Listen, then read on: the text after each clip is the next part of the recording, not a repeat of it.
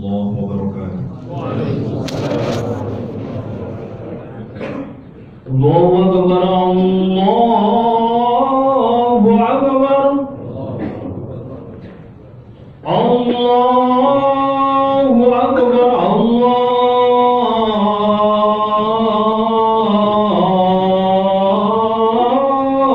Akbar. Asyhadu an la ilaha illallah.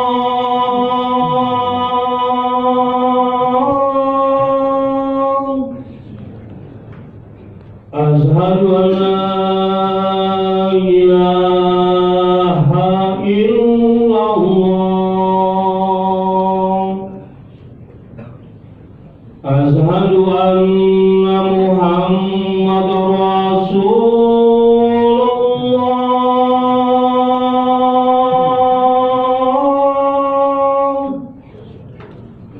Asyhadu anna Muhammadar Rasulullah.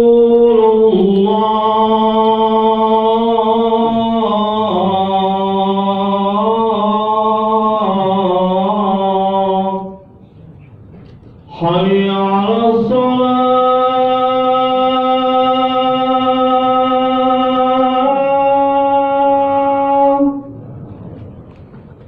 Hayya 'alas salah.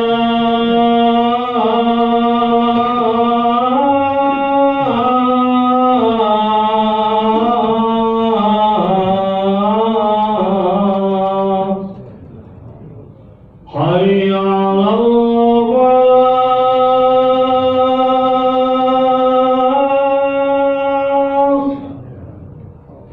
Hayya 'alal falah.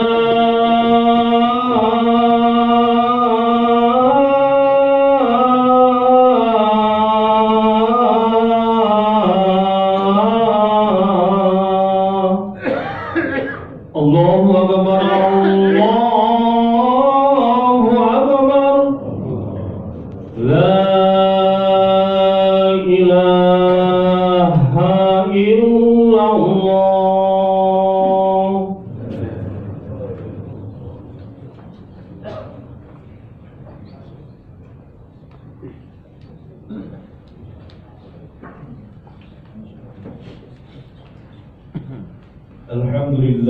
Alhamdulillahilladzi 'allama al-insana ma lam ya'lam wa asyhadu an la ilaha illallah wahdahu la syarika lah al-malikul qudusul azizul 'allam wa asyhadu anna sayyidana wa maulana Muhammadan 'abduhu wa rasuluhu khairul anam. Allahumma shalli wa sallim wa barik ala sayyidina Muhammadin salatan tamla'ul aqwana min yawmina hadha ila yawmil qiyamah wa huwa alladhi anzala Allahu ilayhi al-Qur'an wa ala alihi wa ashabihi wa man tabi'ahum bi ihsan amma ba'd. Faya ayyuhal hawlun usikum wa nafsi bitaqwallah wa ta'atihi faqad fazal muttaqun. Faqala ta'ala fi kitabihil karim, a'udzu billahi minasy syaithanir rajim. Ya ayyuhalladzina amanu taqullaha haqqa tuqatih wa la tamutunna illa wa antum muslimun. Hadirin sidang Jumat yang dirahmati oleh Allah Subhanahu wa taala. Hakim senantiasa berpesan dan berwasiat khususnya kepada diri pribadi dan kepada seluruh jamaah untuk sama-sama kita meningkatkan kualitas keimanan dan ketakwaan kita kepada Allah Subhanahu wa taala dengan harap mudah-mudahan Allah senantiasa memberikan jalan keluar atas segala permasalahan hidup kita dan mudah-mudahan ketakwaan kita menjadi bekal terbaik kita untuk menyongsong hari abadi kelak di akhirat. Amin ya rabbal alamin. Jamaah rahimakumullah, Allah Subhanahu wa taala menciptakan manusia dengan fitrahnya menyukai harta dan keturunan. Karenanya Allah Subhanahu wa taala menyatakan dalam Al-Qur'an, "Al-malu wal banuna zinatul hayatid dunya."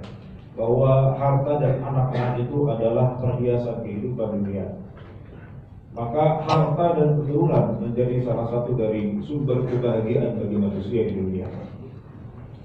Maka orang yang mungkin memiliki harta tapi belum memiliki keturunan, kebahagiaannya belum sempurna. Begitupun sebaliknya orang yang memiliki keturunan tapi juga belum memiliki harta yang cukup, maka juga kebahagiaannya belum dirasa sempurna. Ketika dua-duanya ada, harta dia punya, keturunan dia punya, maka sempurnalah kebahagiaan yang dimiliki. Kita bekerja sehari-hari tidak lain adalah untuk mencukupi keluarga dan anak-anak kita. Jamaah rahimahullah, namun dalam ayat yang lain Allah juga memberikan peringatan kepada kita. Selain anak dan harta menjadi sumber kebahagiaan, tetapi boleh jadi justru keduanya menjadi sumber ujian dari Allah Subhanahu wa taala. Dalam surah At-Taghabun Allah Subhanahu wa taala berfirman, "Innama amwalukum wa auladukum fitnah." Sesungguhnya harta kalian, anak-anak kalian bisa jadi menjadi fitnah atau ujian, cobaan dari Allah Subhanahu wa taala. Orang yang memiliki harta maka diuji dengan hartanya. Apakah hartanya itu berhasil membuat dia lebih dekat kepada Allah Subhanahu wa taala, atau sebaliknya harta yang dia miliki malah membuat dia lebih jauh dari Allah Subhanahu wa taala. Orang juga diuji dengan anak keturunannya. Ada orang yang kemudian saking rasa cintanya besar kepada anak-anaknya, saking dia ingin membahagiakan anak-anaknya, dia rela menerobos aturan Allah Subhanahu wa taala. Kemudian dia mencari harta dari sumber yang salah. Maka kadang-kadang harta dan anak menjadi ujian. Salah satu bentuk ujian kaitan antara harta dengan anak adalah termasuk juga pemberian harta dari seorang ayah, seorang orang tua kepada anaknya. Kadang-kadang orang tua dengan rasa cintanya dia ingin memberikan harta terbaik kepada anaknya. Tetapi boleh jadi pemberian harta dari orang tua kepada anaknya itu malah menjadi sumber fitnah jika kita tidak melaksanakan dengan cara yang tepat yang sesuai dengan syariat Islam. Ada 3 hal yang perlu kita antisipasi. Ada 3 hal yang perlu kita waspadai. Jangan sampai kemudian pemberian harta dengan niat baik kepada anak kita kemudian berujung menjadi cobaan dan ujian dari Allah Subhanahu wa taala. Yang pertama adalah hibah, pemberian harta dari orang tua kepada anaknya namun tidak menggunakan akad yang jelas dan tegas. Dalam Islam, perpindahan harta dari seseorang kepada orang lain itu harus dengan akad yang jelas. Akad adalah pernyataan kehendak dari pihak pertama kepada pihak kedua. Semua akad, semua perpindahan harta antara satu orang kepada orang lain maka harus dengan akad yang jelas. Ini sebagai pelaksanaan dari firman Allah Subhanahu wa taala, "Wala taqulu amwalakum bainakum bil batil illa an takuna tijaratan an taradin minkum." Semua transaksi harus atas dasar an taradin, ridho sama ridho. Maka ridho sama ridho itu dinyatakan dengan adanya akad atau ijab qabul atau pernyataan kehendak dari kedua belah pihak, termasuk di antaranya adalah akad hibah. Karena faktanya banyak orang tua yang ingin memberikan harta kepada anaknya, namun kemudian tidak jelas apa akadnya, tidak menggunakan pernyataan yang tegas dan jelas, sehingga menimbulkan bom waktu di kemudian hari.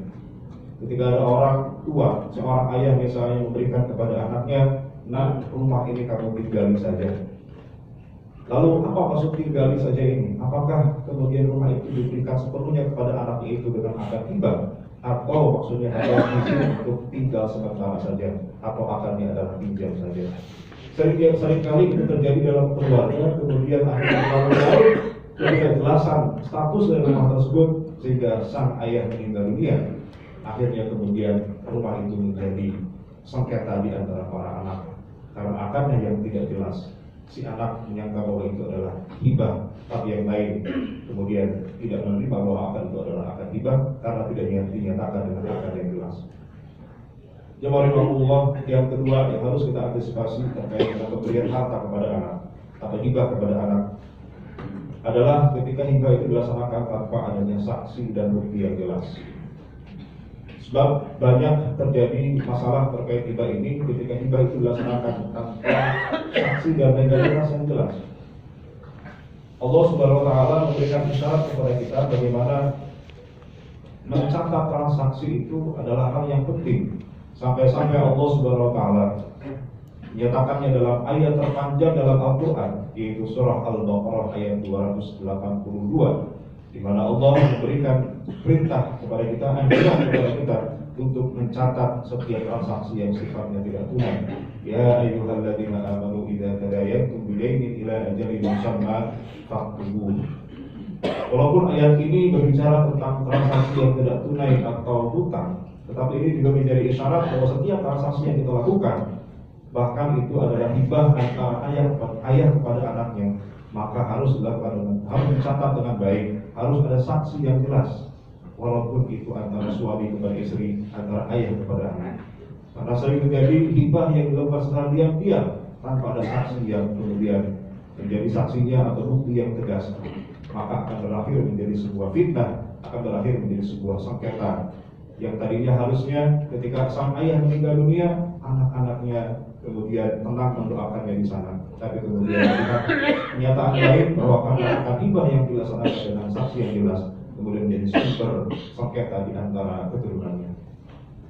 Yang ketiga, jamaah rahimahullah, langkah antisipasi supaya kita tidak menjadi hibah yang kita berikan kepada anak kita tidak menjadi fitnah adalah hibah yang kemudian tidak adil. Maka ketika seorang ayah memberikan hibah kepada anak-anaknya, maka syariat memberikan perintah kepada kita agar memberikan secara adil. Dalam sebuah hadis, seorang sahabat Nu'man bin Bashir mendatangi Rasulullah SAW. Dia berkata, wahai Rasulullah, persaksikanlah akan hibah antara bapakku kepadaku. Dia meminta agar Rasulullah menjadi saksi atas akan hibah dari ayahnya kepadanya. Kemudian Nabi balik bertanya, apakah bapakku punya anak selain kamu, wahai Nu'man? Nu'man mengatakan, iya ya Rasulullah, bapakku punya anak selain aku. Apakah kemudian saudara-saudaramu mendapatkan hibah sama sepertimu dari bapakku itu? Nu'man menjawab, tidak ya Rasulullah, hanya aku yang diberikan hibah dari bapakku. Maka apa respon Nabi? Nabi mengatakan, inni la ushidu ala jur. Kalau begitu saya tidak mau jadi saksi atas sebuah kezaliman. Nabi tidak sudi, tidak bersedia untuk menjadi saksi atas akan hibah yang dilakukan secara tidak adil antara orang tua kepada anak-anaknya.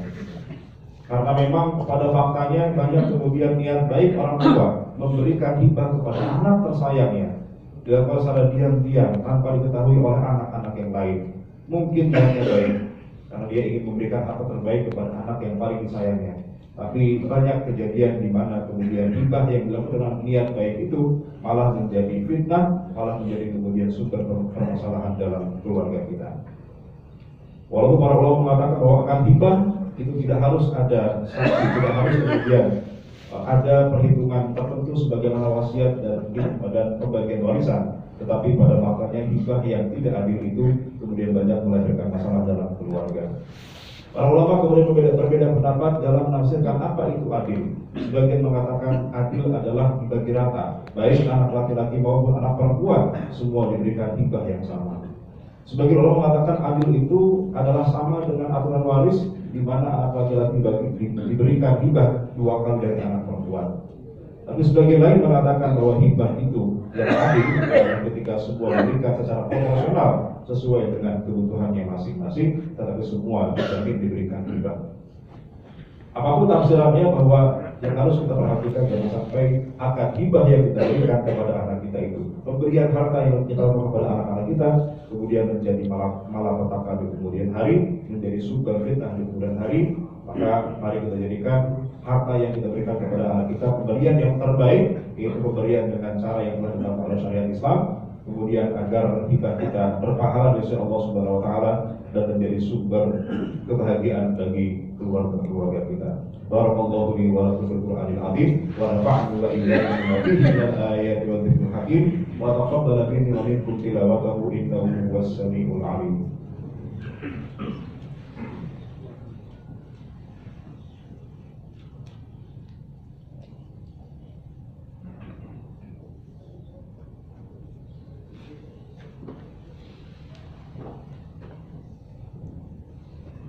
Alhamdulillahi ala ihsanih wa syukru lahu ala taufiqihi wa amtinanih wa asyhadu an la ilaha illallah wahdahu la syarika lah wa asyhadu anna Muhammadan abduhu wa rasuluhu la nabiyya ba'dah. Allahumma shalli wa sallim wa barik ala sayyidina Muhammadin wa ala alihi wa ashabihi wa man tabi'ahum bi ihsanin ila yaumiddin, amma ba'd. فيا أيها الناس اتقوا الله فيما أمر وانتهوا عما نهى واعلموا أن الله أمركم بأمر بدأ فيه بنفسه وثنى بملائكته بقدسه وقال تعالى إن الله وملائكته يصلون على النبي يا أيها الذين آمنوا صلوا عليه وسلموا تسليما اللهم صل على محمد وعلى آله وصحبه وعلى أنبيائك ورسلك والملائكة المقربين وارض اللهم عن الخلفاء الراشدين أبي بكر وعمر وعثمان وعلي وعن بقية الصحابة والتابعين وتابع التابعين لهم بإحسان إلى يوم الدين وارض عنا معهم برحمتك يا أرحم الراحمين. اللهم اغفر للمؤمنين والمؤمنات والمسلمين والمسلمات الأحياء منهم والأموات إنك سميع قريب مجيب الدعوات ويا قاضي الحاجات وغافر الذنوب والخطيئات برحمتك يا أرحم الراحمين. اللهم ادفع عنا البلاء والوباء والزلازل والمحن وسوء الفتن ما ظهر منها وما بطن عن بلدنا هذا خاصة وعن سائر بلدان المسلمين عامة برحمتك يا أرحم الراحمين. ربنا ظلمنا أنفسنا وإن لم تغفر لنا وترحمنا لنكونن من الخاسرين. ربنا آتنا في الدنيا حسنة وفي الآخرة حسنة وقنا عذاب النار والحمد لله رب العالمين. عباد الله إن الله يأمر بالعدل والإحسان وإيتاء ذي القربى وينهى عن الفحشاء والمنكر والبغي يعظكم لعلكم تذكرون فاذكروا الله العظيم يذكركم واشكروه على نعمه يزدكم ولذكر